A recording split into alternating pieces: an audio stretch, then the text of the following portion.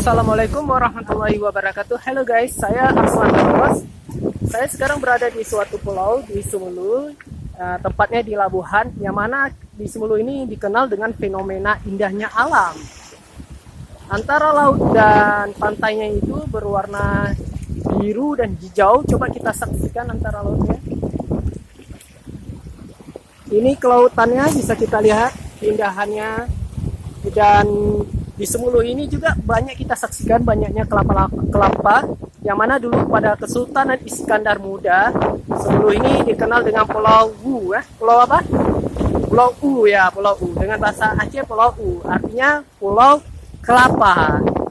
Yang mana dulu Pulau Kelapa, banyak keindahan Pulau Kelapanya ini, kelapa-kelapa bisa kita saksikan. Dan suatu ketika di zaman Kesultanan Aceh, ada dikirimnya seorang ulama, yaitu yang dikenal dengan Tengku Khalilullah. Beliau juga